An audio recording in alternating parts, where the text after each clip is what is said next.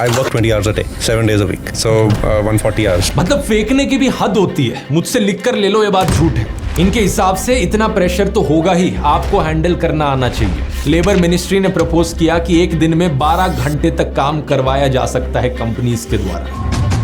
इसलिए मेरी रिक्वेस्ट है कि हमारे यंगस्टर्स कहें कि मैं एक हफ्ते में 70 घंटे काम करना चाहता हूं। बड़ा सवाल ये कि टॉक्सिक वर्क कल्चर होने के बावजूद ऐना जैसे लोग, ऐना जैसे एम्प्लॉयज अपनी नौकरियां क्यों नहीं छोड़ते।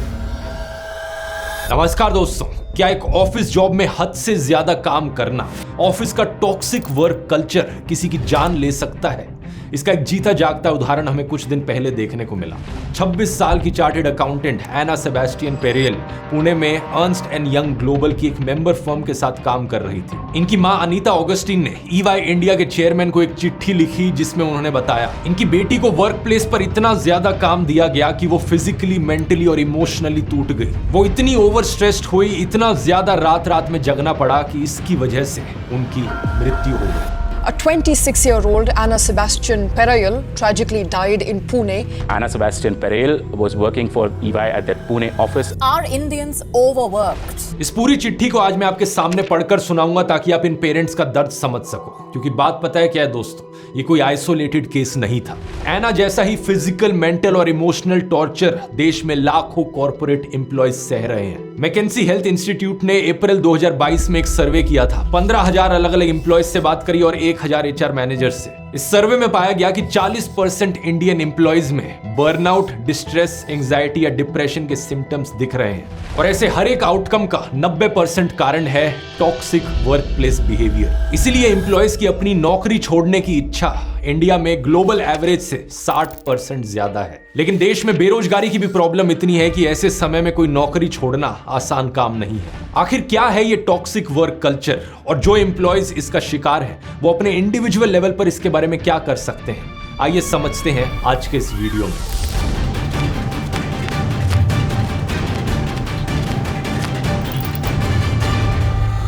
सबसे पहले एक चीज क्लियर कर देते हैं, कुछ लोगों को मिसअंडरस्टैंडिंग है कि एना सेबेस्टियन वाला केस एक आत्महत्या का केस है, लेकिन ऐसा है नहीं। इंडियन एक्सप्रेस से बात करते हुए एना के पेरेंट्स ने बताया कि 20 जुलाई की शाम को एना दफ्तर से लौटते हुए घर देर से पहुंची थी और अचानक से घर पहुंचने के बाद वो कोलैप्स हो गई। उन्हें हॉस्पिटल ले जाया गया तो हॉस्पिटल में डॉक्टर्स ने उन्हें डेड और अराइवल डिक्लेयर कर दिया, यानी कि अस्पताल पहुंचने से पहले ही उनकी मृत्यु हो गई थी। पोस्टमार्टम रिपोर्ट पे लिखा गया कि उनकी मृत्यु कार्डियक अरेस्ट की वजह से हुई है। लेकिन 3 इडियट्स फिल्म का ये सीन याद है ना? पोस्टमार्टम रिपोर्ट में आया है मौत का कारण intense pressure on windpipe resulting in choking. वो बेवकूफ सोच रहे हैं कि इधर प्रेशर पड़ने की वजह से मर गया, और पिछले 4 साल से जो यहाँ प्रेशर पड़ रहा है उसका क्या? वो तो रिपोर्ट में है ही नहीं सर। एना के केस में 4 साल नहीं, केवल 4 महीने ही हुए थे उन्हें इस कंपनी में काम करते हुए। उनके परिवार ने बताया कि इससे पहले उन्हें कोई भी हेल्थ प्रॉब्लम्स नहीं थी। ईवाई इंडिया कंपनी के चेयरमैन राजीव मेमानी ने एक लिंक्डइन पोस्ट पर कहा कि वो इस इंसिडेंट से बहुत उदास है। उन्होंने खेद जताया कि एना के फ्यूनरल पर कोई नहीं था। कहा कि पहले ऐसा कभी नहीं हुआ है और आगे भी कभी नहीं होगा। लेकिन जो मेन मुद्दा है टॉक्सिक वर्क कल्चर का, इस पर देखिए उनका क्या कहना था। हमारे करीबन 1 लाख एम्प्लॉयज हैं, सभी को मेहनत से काम करना होता है। एना ने हमारे साथ केवल 4 महीने काम किया था। किसी भी दूसरे एम्प्लॉय की तरह उसे काम दिया गया था। हम नहीं मानते कि काम के दबाव की वजह से उसकी जान गई है। इनकी इस पोस्ट पर इन्हें बहुत बैकलैश देखने को मिला। एक यूजर ने कहा कि उनका बेटा भी सालों पहले इसी नॉनसेंस से गुजरा था। वे फॉर्चुनेट थे कि 2 साल बाद उनके बेटे ने क्विट कर दिया, लेकिन वे पूरी तरीके से बर्नआउट हो चुका था। माँ बाप होने के नाते उन्हें चिंता थी कि क्या वो दोबारा काम कर पाएगा या नहीं।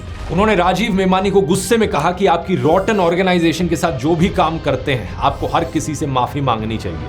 कई लोगों ने सोशल मीडिया पर पोस्ट करके बताया कि कैसे वो अपनी नौकरियों में भी इन्हीं हालातों में जी रहे हैं। ये देखिए, एक ने कहा कि वो अपनी नौकरी में 20-20 घंटे काम करते थे, लेकिन कंपनी 15 घंटे से ज्यादा एक्नॉलेज नहीं करती थी। एक दूसरे यूजर ने बताया कि डेलोइट कंपनी के एक डेप्यूटी मैनेजर की भी सेम कारणों की वजह से मृत्यु हुई थी 2 साल पहले। मिड-20s की उम्र में स्ट्रेस, एंजाइटी और कम नींद की वजह से जान चली गई। कांग्रेस नेता राहुल गांधी ने वीडियो कॉल पर बात करी एना की मां से। In 1947, but our children are still working like slaves. Even now, they are working like slaves. Rahul Gandhi ने कहा कि वो इस मामले को संसद में उठाएंगे। अगर हमारी सरकार चाहे तो इस मुद्दे को लेकर बहुत सारे सकारात्मक बदलाव ला सकती है। 2 महीने पहले ऑस्ट्रेलिया की सरकार ने अपने देशों के लाखों वर्कर्स को डिस्कनेक्ट होने का लीगल अधिकार दिया। इसके मायने पता है क्या है? ऑस्ट्रेलिया में अगर कोई भी एम्प्लॉय काम पर नहीं है और उसका एम्प्लॉयर उसे कांटेक्ट करने की कोशिश कर रहा है तो मैसेज के जरिए, कॉल के जरिए वो चाहे तो उन कॉल्स और मैसेजेस को इग्नोर कर सकता है। किसी भी अनरीजनेबल कांटेक्ट को इग्नोर किया जा सकता है काम से रिलेटेड जब आप अपने काम पर नहीं हो। यूरोप में देखिए, यूरोपियन यूनियन का कानून है कि ओवरटाइम मिलाकर मैक्सिमम वर्किंग आवर्स सिर्फ 48 आवर्स पर वीक हो सकते हैं। यानी कि किसी भी नौकरी में किसी भी एम्प्लॉय से हफ्ते में 48 घंटे से ज्यादा काम नहीं कराया जा सकता। लेकिन हमारे देश का हाल क्या है? कहानी उल्टी ही चल रही है। नवंबर 2020 का यह आर्टिकल देखिए। लेबर मिनिस्ट्री ने प्रपोज किया कि एक दिन में 12 घंटे तक काम करवाया जा सकता है कंपनीज के द्वारा। यानी कि हफ्ते में अगर 5 दिन काम किया तो हफ्ते के 60 घंटे हो गया। जब लोगों ने इस चीज को लेकर हल्ला मचाया तो सेंट्रल गवर्नमेंट कहती है कि हमने इस मामले में जांच शुरू कर दी है। लेबर और एम्प्लॉयमेंट मिनिस्ट्री की मिनिस्टर ऑफ स्टेट शोभा कंदरलाजे ने ट्वीट करते हुए कहा कि अनसेफ और एक्सप्लॉयटेटिव वर्क एनवायरनमेंट के जो इल्जाम है उन पर थरो इन्वेस्टिगेशन शुरू कर दी है। क्या होगा इस थरो इन्वेस्टिगेशन से? आपको क्या लगता है? ज्यादा से ज्यादा सरकार किसी कंपनी को वार्निंग इशू कर देगी? कंपनी पर प्रेशर आए तो कंपनी 1-2 मैनेजर्स पर सारा दोष डाल देगी और उन्हें फायर कर देगी। जबकि ये बात हर कोई जानता है कि ये किसी एक एम्प्लॉय या किसी एक मैनेजर की प्रॉब्लम नहीं है। जो भी मैनेजर्स हैं उनके ऊपर प्रेशर रहता है उनके बॉस का, उन बॉसेस के ऊपर प्रेशर रहता है उनके ऊपर के बॉस का, और इसी तरीके से दरअसल में जो प्रेशर आता है वो सीधा टॉप से आता है। इस चीज का सबसे अच्छा प्रूफ है इन बड़े बड़े अरबपतियों की, इन कंपनियों के मालिकों की सोच। कुछ महीने पहले इंडिया के टेक बिलियनियर और इन्फोसिस के को फाउंडर नारायण मूर्ति ने एक पॉडकास्ट के दौरान कहा कि इंडिया की वर्क प्रोडक्टिविटी दुनिया में वन ऑफ द लोएस्ट है। India's work productivity is one of the lowest in the world. इसलिए मेरी रिक्वेस्ट है कि हमारे यंगस्टर्स कहें कि मैं एक हफ्ते में 70 घंटे काम करना चाहता हूं। इससे ऐसे लोगों की सोच पता चलती है। इनका बस चले तो इनके सारे एम्प्लॉयज हफ्ते में 70 घंटे काम करें। और इसके मायने पता है क्या होंगे? अगर आप एक 5 डे वर्क वीक मानते हो तो हर रोज के 14 घंटे काम करो। 8 घंटे की तो नींद ही हो गई, तो बाकी सब चीजों के लिए सिर्फ आपके पास 2 घंटे बचे। और अगर कोई हफ्ते में 7 दिन काम करे तो 10-10 घंटे हर दिन काम करना पड़ेगा अगर 70 घंटे करने हैं। नारायण मूर्ति की सेंसलेस बात को दूसरे कॉर्पोरेट्स ने भी सपोर्ट किया, जैसे कि ओला के सीईओ भवेश अग्रवाल। ये भी चाहते हैं कि देश में यूथ 70 घंटे हफ्तों में काम करे। और जब इनसे खुद पूछा गया कि ये कितना काम करते हैं तो देखिए इनका क्या कहना था। I work 20 hours a day, 7 days a week. Wow. So 140 hours. You don't believe in this weekend concept that Yeah. people can't reach you on a weekend? Not at all. But I don't agree with this work-life balance concept. मतलब फेंकने की भी हद होती है। मुझसे लिख कर ले लो, ये बात झूठ है। दुनिया में ज्यादातर लोगों को 7 से 9 घंटे की नींद चाहिए होती है हर रात हेल्दी रहने के लिए। लेकिन एक बहुत रेयर जीन म्यूटेशन है DEC2 नाम से। दुनिया में करीब 0.5% पॉपुलेशन में जीन म्यूटेशन देखी जाती है और जिनमें ये म्यूटेशन है वो कम नींद में भी सर्वाइव कर सकते हैं। 2009 की एक स्टडी के अनुसार जिन लोगों में जीन म्यूटेशन थी वो 6.25 आवर्स पर नाइट की नींद पे भी हेल्दी रह पा रहे थे। ये जीन म्यूटेशन होने के बाद भी दुनिया में ऐसे ना के बराबर लोग हैं जो रात में 5 घंटे से भी कम सोते हैं। अब एक सेकंड के लिए अगर हम मान भी ले ओला के सीईओ भवेश अग्रवाल में म्यूटेटेड जीन है और ये बड़े ही पैदाइशी नेचुरली गिफ्टेड टैलेंटेड इंसान है, तो सवाल ये उठता है भवेश अग्रवाल जी, कि आप खाना खाते हुए, नहाते हुए और हकते हुए भी काम करते हो? नहीं, 7 दिन 20 घंटे काम करने का मतलब यह है कि बाकी सारी चीजों के लिए आपके पास दिन में सिर्फ 4 घंटे बचे, और मिनिमम 4 घंटे तो सोने के लिए भी चाहिए होते हैं। और 2 घंटे का ये पॉडकास्ट करने का टाइम कैसे निकाल पाए आप? क्या पॉडकास्ट करते करते भी नीचे छुपके से अपने पैरों से टाइपिंग कर रहे हो कंप्यूटर पर? 2017, 2020 और 2024 के न्यूज आर्टिकल्स आप देख सकते हो दोस्तों, जहां ओला के ड्राइवर्स किस तरह 10, 12, 14 घंटे काम करते हैं। कभी कभी 17, 18 घंटे भी इन्हें काम कराया जाता है। JSW ग्रुप के सज्जन जिंदल भी नारायण मूर्ति की बात को समर्थन दे रहे थे। इन सभी कंपनीज के सीईओज को मैं चैलेंज करना चाहूंगा कि अपनी कंपनी में जो लोएस्ट लेवल एम्प्लॉय है, एक बार उस लोएस्ट लेवल एम्प्लॉय का काम करके दिखा दो हफ्ते में 70 घंटे तक उसी की सैलरी पर, सिर्फ 1 महीने तक करके दिखा दो ये। फिर पता चलेगा कि असलियत में टॉक्सिक वर्क कल्चर का स्ट्रेस क्या होता है। एक एम्प्लॉय पर इतना बोझ डालने की बजाय ये कॉर्पोरेट्स ये क्यों नहीं कहते कि एक और इंसान को नौकरी दे दी जाए, दोनों में 35 घंटे हफ्ते में डिवाइड कर लिए जाए। ऐसा करने से पहली बात तो देश में बेरोजगारी कम होगी और दूसरी बात एम्प्लॉयज की प्रोडक्टिविटी बढ़ेगी। सही सुना आपने, कम काम करने से एक्चुअली में प्रोडक्टिविटी और एफिशिएंसी बढ़ती है। एक्सपर्ट मार्केट नाम की ऑर्गेनाइजेशन ने 42 अलग अलग कंट्रीज की वर्कफोर्स को एग्जामिन किया। हर एक देश के जीडीपी पर कैपिटा को उन्होंने डिवाइड किया हर एक इंसान के एनुअल वर्किंग आवर्स से, और इस तरीके से प्रोडक्टिविटी कैलकुलेट करी। इस लिस्ट में लक्समबर्ग का देश पहले नंबर पर है। जानते हैं क्यों? क्योंकि वहां संडे को काम करने पर रोक है। हर एक एम्प्लॉय को साल में 5 हफ्ते की पेड लीव मिलती है और एक हफ्ते में 40 घंटे से ज्यादा काम नहीं कराया जाता। लक्समबर्ग के बाद इस लिस्ट में आते हैं आयरलैंड, नॉर्वे, डेनमार्क, नेदरलैंड्स और इन देशों में भी कहानी वही है। सभी देशों में 40 आवर वर्क वीक होता है और ये कोई कोइंसिडेंस की बात नहीं कि यही देश क्वालिटी ऑफ लाइफ और हैप्पीनेस इंडेक्स के मामले में भी हमेशा टॉप पर रहते हैं। इस लिस्ट में सबसे नीचे आने वाले देशों में था मेक्सिको, जहां बेरोजगारी का डर लगा रहता है। लेबर लॉज बिल्कुल भी स्ट्रिक्ट नहीं है और इसलिए 48 आवर वर्क वीक की जो लिमिट है वो हार्डली कभी इंपोज करी जाती है। कोलंबिया, चिली, ग्रीस जैसे देशों में भी ऐसा ही सिनेरियो देखने को मिलता है, जहां वर्किंग आवर्स बहुत ज्यादा है। एज अ रिजल्ट एम्प्लॉयज अक्सर ओवरवर्क्ड होते हैं, थके हुए होते हैं और उनकी प्रोडक्टिविटी भी कम होती रहती है। इसी सेम प्रिंसिपल की बात डिटेल में मैंने अपने टाइम मैनेजमेंट कोर्स में भी करी है। ये बात सिर्फ कंट्री वाइड लेवल पर ही नहीं बल्कि इंडिविजुअल लेवल पर भी एप्लीकेबल होती है। अगर आपको अपनी पर्सनल लाइफ में प्रोडक्टिविटी बढ़ानी है, एफिशिएंसी बढ़ानी है काम करने की, तो आपको अपनी क्वालिटी ऑफ लाइफ को इंप्रूव करना पड़ेगा। आपको अपनी हैप्पीनेस पर फोकस करना होगा। एग्जैक्टली ये कैसे किया जा सकता है? कुछ चीजें तो बड़ी ऑब्वियस हैं, जैसे कि अपनी 8 घंटे की नींद पूरी करो, हेल्दी खाना खाओ, एक्सरसाइज करो, लेकिन कई सारी और चीजें हैं जो सुनने में बड़ी काउंटर इंट्यूटिव लगती हैं, जैसे कि अपने फ्रेंड्स और फैमिलीज के साथ ज्यादा टाइम स्पेंड करो। इन्हीं चीजों को मैंने डिटेल में कोर्स में एक्सप्लेन किया है। ये पूरा कोर्स बहुत ही डिटेल्ड और कॉम्प्रिहेंसिव कोर्स है, जिसमें मैं आपको ना सिर्फ टाइम मैनेजमेंट सिखाता हूं बल्कि goal creation, life satisfaction, task management, productivity और हैप्पीनेस दोनों साथ साथ कैसे बढ़ाया जाए ये भी सिखाया जाता है। इसके अलावा आप सीखेंगे कि कैसे आप प्रोक्रेस्टिनेशन और डिस्ट्रैक्शन से हमेशा के लिए छुटकारा पा सकते हैं। पिछले महीने इस कोर्स का नया हिंदी वर्जन लॉन्च हुआ था और पहले लोग जिन्होंने इस कोर्स को कंप्लीट किया उनके आप रिव्यू स्क्रीन पर देख सकते हैं। मुझे बड़ी खुशी है देखकर कि इन लोगों को ये कोर्स कितना यूजफुल लगा अपनी जिंदगी के लिए। अगर आप भी ज्वाइन करना चाहते हैं, इस कूपन कोड को इस्तेमाल कीजिए LIVE48 LIVE 48, आपको 48% ऑफ मिलेगा। इसका लिंक नीचे डिस्क्रिप्शन में मिल जाएगा या फिर आप इस QR कोड को भी स्कैन कर सकते हैं। अब एना सेबेस्टियन के टॉपिक पर वापस आए तो एक बड़ा सवाल ये कि टॉक्सिक वर्क कल्चर होने के बावजूद एना जैसे लोग, एना जैसे एम्प्लॉयज अपनी नौकरियां क्यों नहीं छोड़ते। मैं यहां आपको उनकी मां की चिट्ठी पढ़कर सुनाना चाहूंगा क्योंकि बहुत सारी चीजें उससे साफ हो जाती हैं। फ्रॉम अनीता ऑगस्टिन, लेट एना सेबेस्टियन पेराइल की मां, to Rajiv Memani, EY India chairman. प्रिय राजीव, मैं ये पत्र एक दुखी मां के रूप में लिख रही हूं। एक दुखी मां जिसने अपनी प्यारी बच्ची एना सेबेस्टियन को खो दिया है। मेरा दिल भारी है और मेरी आत्मा टूट चुकी है जब मैं ये शब्द लिख रही हूं, लेकिन मुझे लगता है कि हमारी कहानी साझा करना जरूरी है, इस उम्मीद से कि किसी और परिवार को हमारे जैसा दर्द ना सहना पड़े। एना ने नवंबर 2023 में अपने CA के एग्जाम्स पास किए थे और 19 मार्च 2024 को EY पुणे में एक एग्जीक्यूटिव के रूप में शामिल हुई। वह जिंदगी से, ख्वाबों से और भविष्य के लिए उत्साह से भरी हुई थी। EY उसकी पहली नौकरी थी और वह ऐसी प्रेस्टीजियस कंपनी का हिस्सा बनने के लिए रोमांचित थी।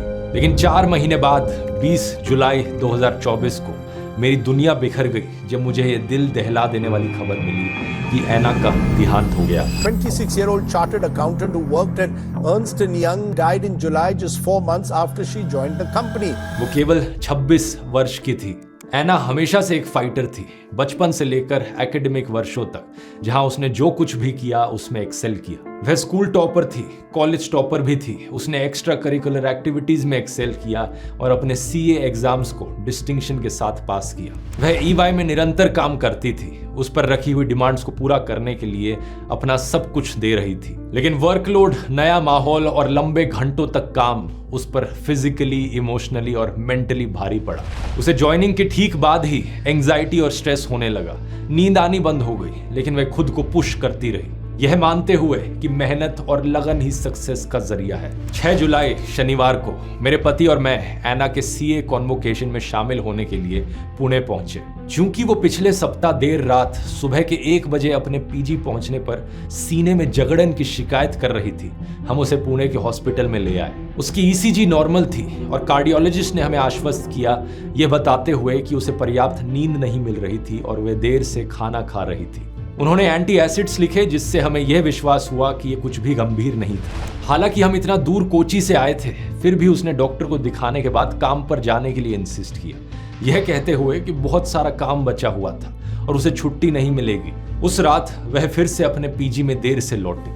7 जुलाई रविवार को कॉन्वोकेशन के दिन उसने सुबह हमें ज्वाइन किया, लेकिन उस दिन भी वह दोपहर तक घर से काम कर रही थी और हम कॉन्वोकेशन वेन्यू पर देर से पहुंचे। ये मेरी बेटी का सबसे बड़ा सपना था कि वो अपने माता पिता को अपनी कॉन्वोकेशन में ले जाए अपने खुद के मेहनत के कमाए हुए पैसों से। उसने हमारी फ्लाइट टिकट्स बुक की थी और वह हमें लेकर गए। ये बताते हुए मेरा दिल टूट जाता है कि उन 2 दिनों के दौरान भी जो हमारी बच्ची के साथ बिताए हुए हमारे आखिरी दिन होने वाले थे, वह काम के प्रेशर की वजह से उन दिनों को भी एंजॉय नहीं कर सके। जब ऐना ने स्पेसिफिक टीम में ज्वाइन किया तो उसे बताया गया कि कई एम्प्लॉयज बहुत ज्यादा वर्कलोड के कारण रिजाइन कर चुके थे और टीम मैनेजर ने उसे कहा, ऐना तुम्हें यहाँ रहना है और हमारी टीम के बारे में सबकी राय बदलनी है। मेरी बच्ची ने रियलाइज नहीं किया कि उसकी कीमत उसे अपनी जान से चुकानी पड़ेगी। उसके मैनेजर्स अक्सर क्रिकेट मैचेस के दौरान मीटिंग्स को रीशेड्यूल करते थे और दिन के अंत में उसे काम सौंपते थे। एक ऑफिस पार्टी में एक सीनियर लीडर ने यह तक मजाक में कह दिया कि उसे अपने मैनेजर के अंडर काम करने में बहुत मुश्किल होने वाली है, जो दुर्भाग्य से एक ऐसी हकीकत बन गई जिससे वह बच नहीं पाई। ऐना ने हमें इस ओवरवेलमिंग वर्कलोड के बारे में साझा किया, खासकर वर्बली दिए गए एडिशनल टास्क्स जो ऑफिशियल काम से अलग थे। मैं उससे कहती थी कि ऐसे काम ना ले, लेकिन मैनेजर्स को कोई फर्क नहीं पड़ता था। वह रात को देर तक काम करती थी, यहाँ तक कि वीकेंड्स पर भी। चैन की सांस लेने का मौका भी उसके पास नहीं होता था। उसके असिस्टेंट मैनेजर ने एक बार रात में फोन किया और अगली सुबह तक एक टास्क पूरा करने को कहा। इसकी वजह से उसे आराम करने या रिकवर करने का भी समय नहीं मिला। जब उसने अपनी चिंता कंपनी को जताई तो उसकी बातों को खारिज करते हुए जवाब मिला, तुम रात में काम कर सकती हो, यही तो हम सब करते हैं। ऐना अपने कमरे में बहुत ज्यादा थकी हारी वापस आती थी, कभी कभी कपड़े बदले बिना ही बिस्तर पर गिर जाती थी। फिर और रिपोर्ट्स मांगते हुए मैसेजेस की बाढ़ आती थी। वह अपनी पूरी कोशिश कर रही थी, डेडलाइंस को मीट करने के लिए बहुत मेहनत कर रही थी। ऐना अंदर से एक फाइटर थी, आसानी से हार मानने वाली नहीं थी। हमने उसे कहा था कि नौकरी छोड़ दे, लेकिन वो सीखना चाहती थी और नया एक्सपोजर चाहती थी। ऐना कभी भी मैनेजर्स पर इल्जाम नहीं लगाती, वह बहुत दयालु थी, लेकिन मैं चुप नहीं रह सकती। न्यू कमर्स पर ऐसे कमर तोड़ काम का बोझ डाल देना, उनसे दिन रात काम कराना, यहाँ तक कि संडे को भी काम कराना, यह किसी भी हालत में सही नहीं है। वह अभी तो अपने होम टाउन और अपने प्रियजनों को छोड़कर आई थी। सब कुछ उसके लिए नया था, ऑर्गेनाइजेशन, जगह, भाषा, और वो एडजस्ट करने की बहुत कोशिश कर रही थी। लेकिन इसके बजाय मैनेजमेंट ने इस बात का पूरा फायदा उठाया कि वो नई थी काम पर और उसे असाइंड और अनअसाइंड वर्क दोनों के काम में डुबा दिया। यह एक सिस्टेमिक इशू है जो इंडिविजुअल मैनेजर्स या टीम्स के परे है। कभी ना खत्म होने वाली डिमांड्स और अनरियलिस्टिक एक्सपेक्टेशंस को मीट करने का प्रेशर ज्यादा समय तक नहीं सहा जा सकता, और इनकी कीमत हमें एक युवा महिला की जान से चुकानी पड़ी जिसमें बहुत सारा पोटेंशियल था। ऐना एक युवा प्रोफेशनल थी जो अपने करियर की बस शुरुआत कर रही थी।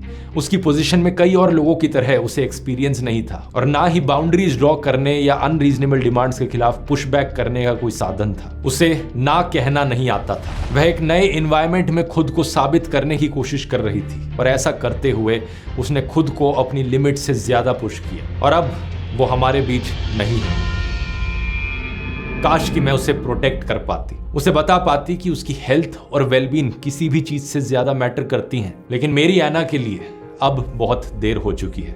राजीव, अब मैं आपको लिख रही हूं क्योंकि मुझे लगता है EY पर अपने एम्प्लॉयज की वेलबींग सुनिश्चित करने की गहरी जिम्मेदारी है। ऐना का अनुभव एक वर्क कल्चर पर रोशनी डालता है जो ओवरवर्क को ग्लोरीफाई करता है, जबकि उन काम के पीछे इंसानों को निग्लेक्ट किया जाता है। ये सिर्फ मेरी बेटी के बारे में नहीं है, ये हर एक युवा प्रोफेशनल के बारे में है जो उम्मीदों और ख्वाबों से भरा हुआ EY को ज्वाइन करता है, लेकिन अनरियलिस्टिक एक्सपेक्टेशंस के वजन के नीचे चकनाचूर हो जाता है। मैंने EY के ह्यूमन राइट स्टेटमेंट को पढ़ा जिसमें आपके सिग्नेचर हैं। मैं उस स्टेटमेंट में एक्सप्रेस किए गए वैल्यूज का मेरी बेटी द्वारा फेस की गई रियलिटी से मिलान नहीं कर पा रही हूं। EY जिन वैल्यूज का दावा करती है, सचमुच उनके अनुसार जीना कैसे शुरू कर सकती है? ऐना की मृत्यु EY के लिए नींद से जागने का एक मौका होना चाहिए। यह समय है अपने ऑर्गेनाइजेशन के वर्क कल्चर पर रिफ्लेक्ट करने का और अपने एम्प्लॉयज की हेल्थ और वेलनेस को प्रायोरिटाइज करने के लिए सार्थक कदम उठाने का। इसका मतलब है कि ऐसी एनवायरनमेंट बनाना जहां एम्प्लॉयज अपनी बात कहने में सुरक्षित महसूस करें, जहां उन्हें अपने वर्कलोड को मैनेज करने का सपोर्ट मिले और जहां प्रोडक्टिविटी के लिए उनकी मेंटल और फिजिकल वेलबींग की कुर्बानी ना हो। ऐना के अंतिम संस्कार पर EY कंपनी से कोई नहीं आया। एक ऐसी एम्प्लॉय जिसने अपनी ऑर्गेनाइजेशन के लिए अपनी आखिरी सांस तक सब कुछ दिया, उसके लिए ऐसे क्रिटिकल मोमेंट पर यह एब्सेंस बहुत दुख पहुंचाने वाली है। ऐना बेहतर डिजर्व करती थी और ऐसा ही वो सभी एम्प्लॉयज डिजर्व करते हैं जो अभी भी इन हालातों में काम कर रहे हैं। मेरा दिल ना केवल अपनी बच्ची की मृत्यु के लिए दुखी है बल्कि उन लोगों के द्वारा दिखाई गई सहानुभूति की कमी के लिए भी जिन्हें उसे गाइड और सपोर्ट करना चाहिए था। उसके फ्यूनरल के बाद मैंने उसके मैनेजर से संपर्क किया लेकिन मुझे कोई जवाब नहीं मिला। कोई कंपनी जो वैल्यूज और ह्यूमन राइट्स की बात करती है अपने एक एम्प्लॉय के अंतिम पलों में उसके लिए आने से कैसे चूक सकती है। चार्टेड अकाउंटेंट बनने के लिए सालों की मेहनत, कठिनाइयां और सैक्रिफाइस की जरूरत होती है, ना केवल स्टूडेंट के लिए बल्कि पेरेंट्स के लिए भी। मेरी बेटी की सालों की मेहनत को ईवाई ने महज 4 महीनों में खत्म कर दिया। मुझे उम्मीद है कि इस लेटर को आप उसी गंभीरता के साथ लें जो ये डिजर्व करता है। मैं नहीं जानती कि क्या कोई माँ के इमोशंस को सही से समझ सकता है जब वह अपनी बेटी को विदा करती है। वह बेटी जिसे उसने अपने बाहों में थामा, बड़ा होते देखा, खेलते देखा, रोते देखा और जिसके साथ सपने शेयर किए, जब तक कि उन्होंने भी ऐसा दर्द नहीं झेला हो। मुझे उम्मीद है कि मेरी बच्ची का अनुभव सचमुच बदलाव लाएगा ताकि किसी और परिवार को हमारे जैसा दुख और ट्रॉमा ना सहना पड़े। मेरी ऐना अब हमारे बीच नहीं है लेकिन उसकी कहानी अभी भी कुछ बदलाव ला सकती है। सादर, अनीता ऑगस्टिन। ऐना की मां को मेरा सलाम कि अपनी बेटी के जाने के दुख में होते हुए भी उन्होंने दूसरों के लिए कंसर्न दिखाया, इस टॉक्सिक वर्क कल्चर को आईना दिखाया, हालातों को बदलने की उम्मीद दिखाई। अगर आप कहीं पर दोस्तों ऐसे टॉक्सिक वर्क कल्चर को झेल रहे हैं तो कमेंट्स में अपना एक्सपीरियंस शेयर कीजिए। मैं कहूंगा ऐसे टॉक्सिक वर्क कल्चर को सीधा ना कहिए। अगर आप ऐसी किसी नौकरी में हैं, पहले तो अपने मैनेजर्स को कांटेक्ट करके उन्हें साफ साफ बताइए कि आप क्या झेल रहे हैं। बाकी एम्प्लॉयज के साथ अपनी प्रॉब्लम्स शेयर कीजिए। हो सके तो सोशल मीडिया पर आवाज उठाइए। अगर इससे भी बात नहीं बनी तो दूसरी कंपनी में स्विच करने की कोशिश कीजिए। खुद कोई नया बिजनेस स्टार्ट करना काफी मुश्किल चीज होती है। अगर ये नहीं करना तो हर एक फील्ड में फ्रीलांसिंग के भी ऑप्शंस होते हैं। इस टॉपिक पर कभी डिटेल में एक अलग वीडियो बन सकता है। अगर आप चाहते हैं तो नीचे कमेंट्स में लिखकर बता सकते हैं। अभी के लिए उम्मीद करता हूं इस वीडियो ने आपकी आंखें खोली होंगी। टाइम मैनेजमेंट कोर्स का लिंक नीचे डिस्क्रिप्शन में मिल जाएगा और अगर आप थोड़ा और एडवाइस चाहते हैं इस टॉपिक के ऊपर तो इसकी बात मैंने इस वाले वीडियो में करी है, स्टॉप वेस्टिंग टाइम। यहां क्लिक करके देख सकते हैं। बहुत बहुत धन्यवाद।